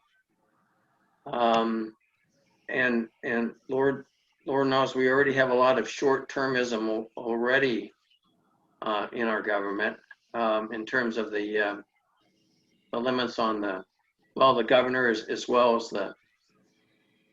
the House and Senate seats. So I'd like to now the current term limits were passed overwhelmingly quite some time ago by the voters. I suspect. Legislative or executive? Pardon? Legislative or executive? Legislative, I'm talking about. And I suspect this will also be passed overwhelmingly by the voters. I need to do my own research. I don't know in other states how common this is or what kind of experiences they have had if they went to this. Well, I'm from the Northeast, and I was a little surprised about the enthusiasm for term limits when I came here, because we always kind of had the attitude, I mean, it's just another way to look at it, but we always had the attitude, we had these US people, you know, in the US Congress, like Ted Kennedy and all these other people who were there for forever. It was truly their career. And for one thing, I think, and maybe it's just the world's changed or whatever, but they knew more how to make compromises. And I think everyone has just decided it's dirty to make compromises, and so I'm never going to give an inch. Well, then nothing gets done. And we used to say, like, I grew up in Connecticut, and there was Tip O'Neill. He was there for forever. And they would say, like, when Ted Kennedy didn't get to be president, he did more for Massachusetts than he ever would if he'd been president, because he would have been in and out in 8 years. So they were happy. And I think you can have what I consider statesmen, professional people that show leadership. Not just because you're in office a long time doesn't mean that you are, but I think you chop that off. And I also have talked to my state legislators, and that they'll just tell you, when you get to Jefferson City, you know who's grooming you? It's the lobbyists, because they've been there a while. They're your mentor. Now that's kind of weird to me. Yeah, and I've talked to the Republicans, and there was one individual who was president pro tem of the Senate, and this was at a Republican event, and he said term limits are awful, and he became a lobbyist. Okay, and the tragedy is that it's to a certain extent like Donald Trump. Okay, people are afraid to speak the truth. People that have been in the system, that know term limits are bad, they're afraid to talk about it, because it's like the kiss of death with the electorate, because we've allowed this romantic idea or nostalgic idea that you know, of the farmer that goes to Jefferson City and then goes home at the end of session. And you know, we don't live in that world anymore. We need people with continuity, like you were talking about. I mean, we wouldn't even have Joe Biden as an option today if we had term limits at the federal level. It just does not make any sense. But again, the electorate has been taught that, you know, government is evil, and we need to make sure nobody's there too long. That's not the world we live in. Well, and you make people term limited out, and you lose all that you know, the relationships they've built, the knowledge they've gained, you just discard it. And for some people, they're not worth keeping, but you can vote them out. Nancy, Ross Hunt asked the question, what type of lobbyists are excluded from gift limits under Amendment 3? Off the top of my head, I cannot tell you. I should have studied up on that. I was not aware that there was an you can go to, it's all written out, show me integrity. I don't remember if it's a .com or .org, but they are one of the groups that, well, the group that brought you Clean Missouri is disbanded, but there's some recycled people and they talk extensively about that. And I just don't understand all that to do with lobbyists, except, you know, I just don't think people should be bought. But I presented on Clean Missouri and someone got up and told me that they were really glad to have lobbyists in there because they needed them to talk to their legislators. Well, lobbyists have a role. I didn't want to say, why can't you talk to your legislator? Lobbyists do have a role. I think it's a question of what the hell is that Right. role going to be? Well, yes. I mean, they can certainly be informational. But then there can be inappropriateness too. I mean, if you go to a doctor, people go, well, they're always pushing the latest drug. Well, once they finish medical school, how do they know about new drugs? Because the salespeople come.